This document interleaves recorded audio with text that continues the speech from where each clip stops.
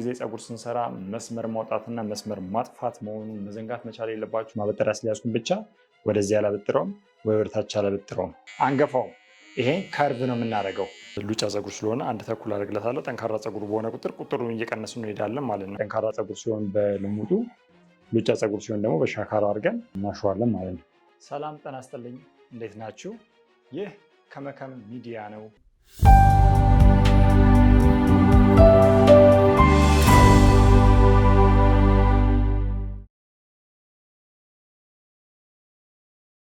ዛሬ ደግሞ በከመከም ቱቶሪያል የተወሰኑ የፀጉር አሰራሮችን እናያለን ማለት ነው። ዛሬ ይዤላችሁ የቀረብኩት የቴፐር አሰራር ነው። ቴፐር ሁልጊዜ እንደምነግራችሁ በሁለት እንከፍላቸዋለን፣ በክሊን ከት ቴፐር እና በአፍሮ ቴፐር። ስለዚህ ዛሬ ወንድማችን አፍሮ ቴፐር ነው የምሰራው ማለት ነው። አፍሮ ቴፐር ስንሰራ ወይ ክሊን ከት ቴፐር ስንሰራ 3 ደረጃዎች መኖር መቻል አለባቸው። አንደኛ ሎው ቴፐር የምንለው ነው፣ በጣም አነስተኛ። ሁለተኛ ሚድ ቴፐር የምንለው ነው። ሶስተኛው ደግሞ ሃይ ቴፐር የምንለው ነው። ስለዚህ ዛሬ ከወንድማችን ፀጉርና ከፊት ቅርጹ ጋር ሚድ ቴፐር እንዴት እንሰራለን የሚለውን በጋራ ከእናንተ ጋር እንሰራለን ማለት ነው። በተለይ ለጀማሪ ፀጉር ባለሙያዎች ይሄ በጣም ጠቃሚ ነው። እያንዳንዱን ስቴፕ አሳያችኋለሁ ማለት ነው። ቤተሰብ መሆናችሁን እንዳትረሱ፣ ሰብስክራይብ በማድረግ ቤተሰብ ይሁኑ እንላለን። በከመከም ቱቶሪያል ብዙ ትምህርቶችን እንማማራለን ማለት ነው። ይመቻችሁ።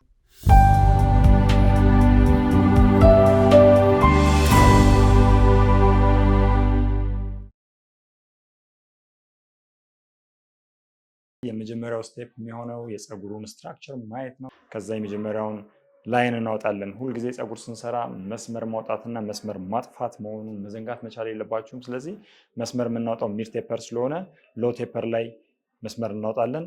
እስከ ሚድ ቴፐር ድረስ ሄደን መስመር እናጠፋለን ማለት ነው። ተከታተሉ።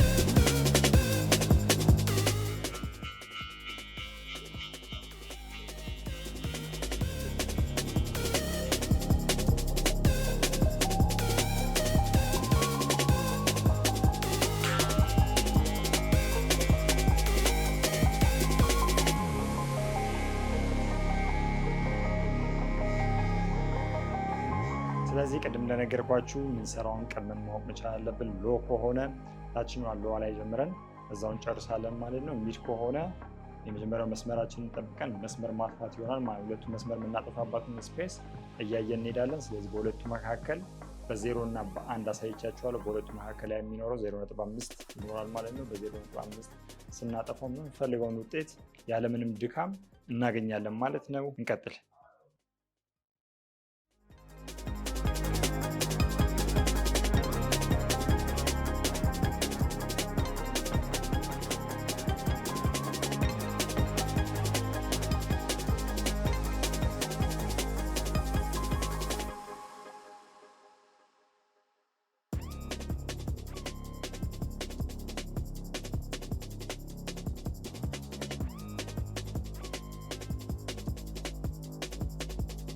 በምናበጥርበት ሰዓት ብዙ ጊዜ ወደ ተመቸን አይደለም የምናበጥረው ማለት ነው። ሁልጊዜ የፀጉሩን አቅጣጫ ማወቅ ይኖርብናል። አሁን ይኸውላችሁ ማበጠሪያ ስለያዝኩኝ ብቻ ወደዚህ አላበጥረውም ወይ ወደታች አላበጥረውም። የፀጉሩ አቅጣጫ ወዴት እንደሚሄድ ማወቅ ይኖርብኛል ማለት ነው። ስለዚህ ወደዚህ ሞከርኩት አይደለም፣ ይሄ ከፈተ። ወደታች ሞከርኩት አይደለም፣ ወደኋላ አደረግኩት። ትክክለኛውን አቅጣጫ የፀጉሩን ባህሪ አወኩ ማለት ነው።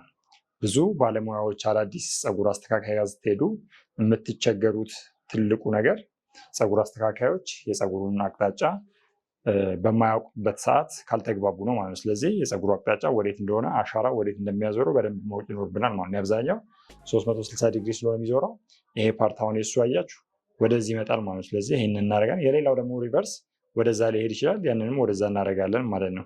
የአንዳንዶቹ ደግሞ መሀል ላይ ተከፍሎ አሻራ ወደታች ሊሆን ይችላል።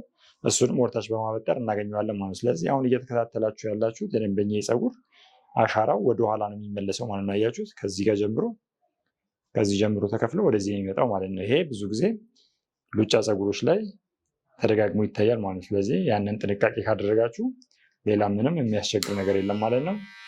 ከቁጥራችሁ ባለፈ ወደ ላይ ያሉትን ሉጫ ፀጉሮችን በማበጠሪያ በመሞከር እነዚህ ፀጉሮች እናስወግዳለን ማለት ነው፣ ደረጃ እንዳይሰራብን።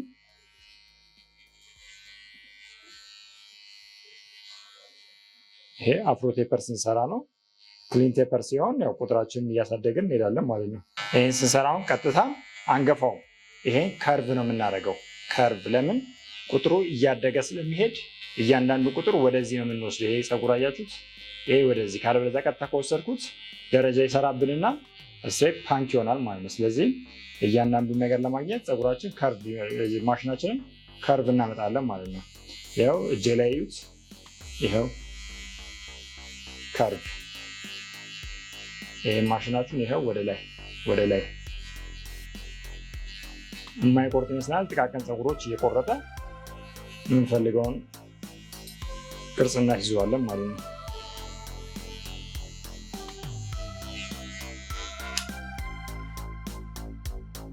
በመሀል ማበጠሪያችንን ቼክ እናደርጋለን ማለት ነው።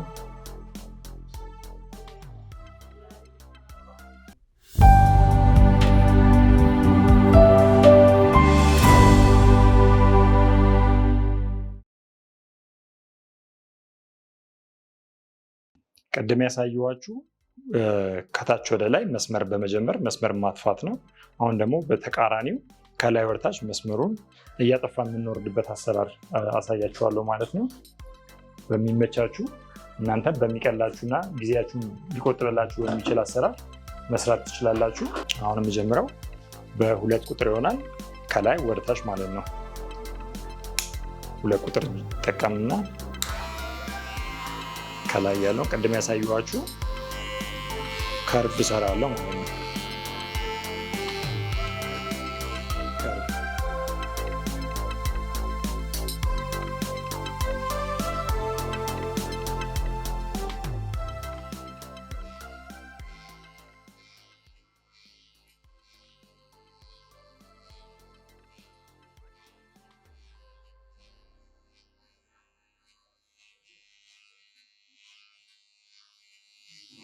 ይህን በማድረግ ከ2 ቁጥር ወደታች እስከ 0 ድረስ ያለውን እያቀናነስኩኝ እጠቀማለሁ ማለት ነው። አሁን ከ2 በታች ያለችው 1.5 ነች። 1.5 1 0.5 0 እያልኩኝ ወርዳለሁ ማለት ነው።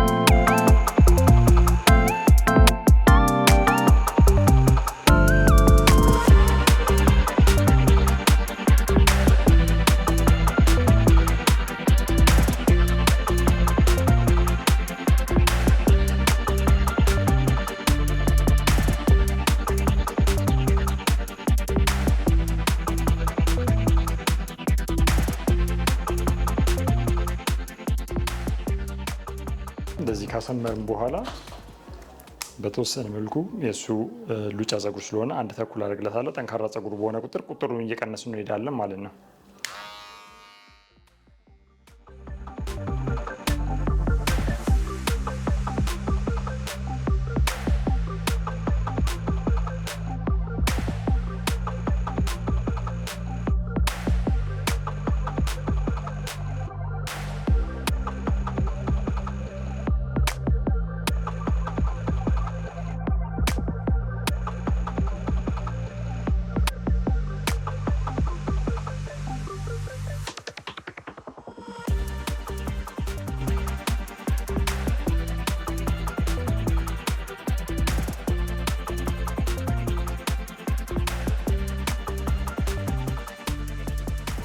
እንግዲህ ይህን በሚመስል መልኩ ሚድ ቴፐር እንሰራለን ማለት ነው።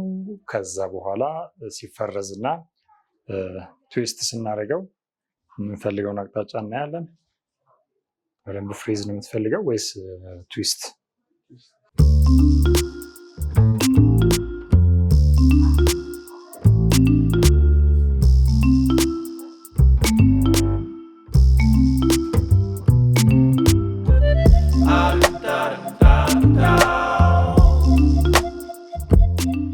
አፍሮ ቴፐር ለማድረግ ቅድም እንዳልኳችሁ የእሱ ፀጉር በጣም ሉጫ ስለሆነ ሆልዲንግ እናደርግበታለን ማለት ነው። ሆልድ እንዲሆን ከዛ የምንፈልገውን ስትራክቸር ወይም የምንፈልገውን አይነት ቅርጽ እናስይዘዋለን ማለት ነው።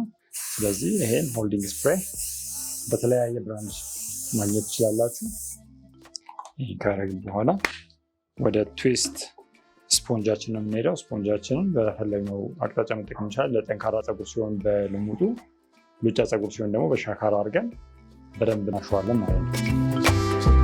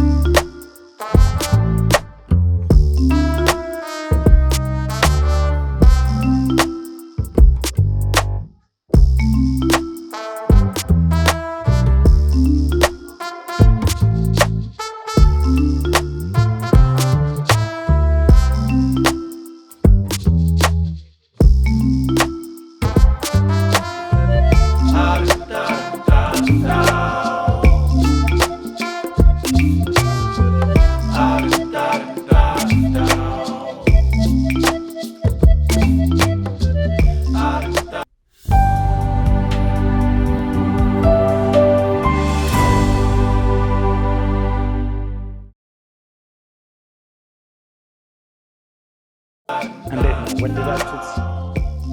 የዛሬው የሚድ ቴፐር አሰራራችን ይህን ይመስል ነበረ።